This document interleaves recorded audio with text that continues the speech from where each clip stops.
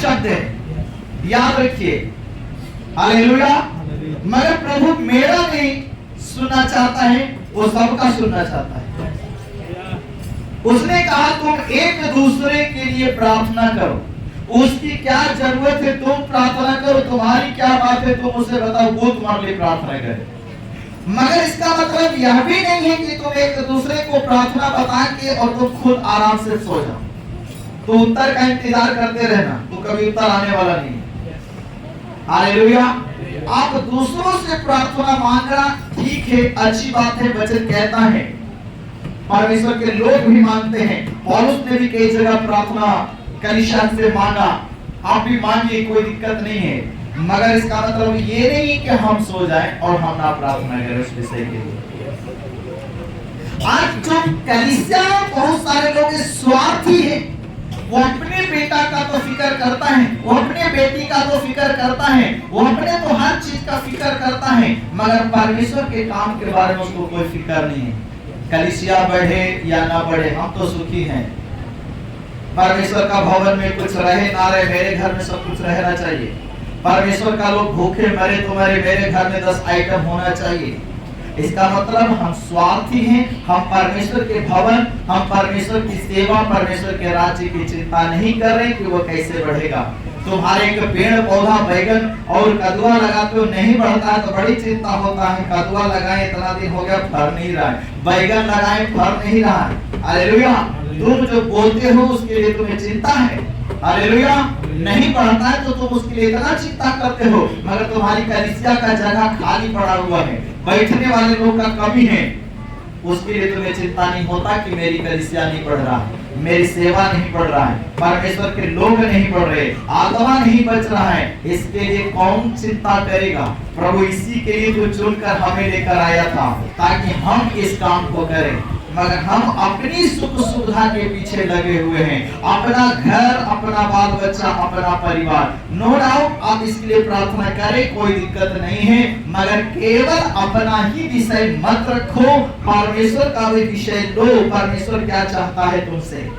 प्रभु चाहता है कि मेरे भवन का अगर पंखा खराब है तुम बनाओ, मेरे घर में कूलर नहीं तुम लगाओ, मेरे घर में बैठने का सुविधा नहीं तुम बनाओ, मेरे घर का दीवार उजड़ा पड़ा है, चूना पोता ठीक नहीं है, अच्छा पेंटिंग लगाओ। मेरे भवन में जो जो जरूरतें हैं वो प्रभु कहता है तुम करो। Hallelujah, hallelujah. सुनिए, यही कारण है कि लोग उस जगह में आशीष नहीं पा रहे थे। भवन में जितने लोग आते हैं सब कहते हैं हे प्रभु हमको आशीष चाहिए। नो डाउट परमेश्वर तुम्हें आशीष देने के लिए बुलाया है, इसमें कोई संदेह नहीं। तो जिस घर में पैदा हुए माँ बाप तुम्हें ही उस संपत्ति को सौंप के जाएगा, इसमें कोई दो राय नहीं है। कोई चाचा के लड़का को और मौसा के लड़का को नहीं देके जाएगा, वो तुम्ही को देके जाएगा। मगर तुम्हारा भी तो कुछ दायित्व बनता है, उसको तुम पूरा करोगे या नहीं? कि केवल माँ बाप से लेने के चक्कर में हो और देना कुछ नहीं।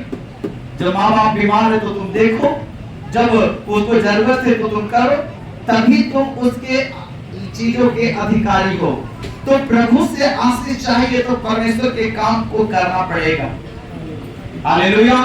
सो प्रभु वहां पे दुखी होता है और ये बात परमेश्वर सुन सुन के अकुता गया, तो भविष्यवक्ता के द्वारा प्रकट करता है, क्योंकि उस पुराने नियम में परमेश्वर हर एक से बात नहीं करता था जैसा आज हर एक कलीसिया के भाई बहन से बात करता है। हालेलुया। वचन क्या कहता है? अंत के दिनों में मैं अपनी आत्मा सब पे डालूंगा। जवान दर्शन देखेंगे और बूढ़े स्वप्न देखेंगे और बच्चे नबूवत करेंगे। परंतु पुराने नियम के समय में सबसे परमेश्वर बातें नहीं करता था, तो उस समय जो भविष्यवक्ता आगे था प्रभु से बातें करता है और कहता है ये बात जाके महायाजक को बताओ, और महायाजक अपने भवन में आने वाले लोगों को बोलेगा कि परमेश्वर ऐसा ऐसा बात बोल रहा है। प्रभु तुमसे कह रहा है मेरा भवन जो उजाड़ पड़ा है, बदली सड़ गया और कुछ सब टूट फूट के बिगड़ा हुआ है, तुम लोग को मेरा भवन सुधारने के बजाय, उसको ठीक करने के बजाय, चमकाने के बजाय, उसमें मरम्मत करने के जगह तुम ये कहते हो कि परमेश्वर आज समय आएगा तो सब हो जाएगा। कौन सा समय आएगा? सब कुछ तो टूट टूट के गिरा पड़ा है, कौन से समय का इंतजार कर रहे हो? तुम्हारे घर का दरवाजा टूटेगा तो तुम क्या कहोगे समय आएगा तो अपने लग जाएगा? नहीं, आज टूटा आज ही लगना चाहिए, जोर हो जाएगा घर में। हालेलुया। तो परमेश्वर के काम में क्यों देरी, परमेश्वर के काम में क्यों विलंब? तुम्हें अपने घर की चिंता है, तुम्हें अपने बिजनेस की चिंता है, मगर परमेश्वर की सेवा नहीं बढ़ रहा, इसकी चिंता कौन करेगा?